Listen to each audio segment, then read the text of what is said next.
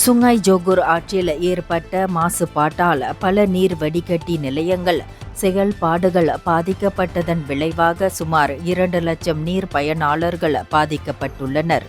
Run hill சாட்ச் நிறுவனம் தெரிவித்ததாவது, நிலைமையை சீர் செய்யும் பணிகள் தீவிரமாக நடைபெற்று வருவதாகவும், பாதிக்கப்பட்ட பகுதிகளுக்கு மாற்று நீர் வழங்கல் லாரிகள் அனுப்பப்பட்டுள்ளதாகவும் தெரிவித்தது.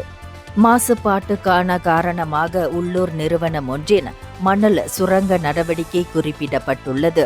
அந்த நடவடிக்கையின் போது 6வது மணல் கழுவும் குளம் உடைந்ததால் மாசு பரவியதாக ஆரம்ப விசாரணையில் தெரியவந்துள்ளது. ஜோகூர் மாநில அரசு அவசர நடவடிக்கையாக லிங்கியூ அணையிலிருந்து கூடுதல் நீர் வெளியீடு செய்து ஆற்றின் மாசு அளவை குறைக்க முயன்றுள்ளது என அதன் பேச்சாளர் தெரிவித்துள்ளார்.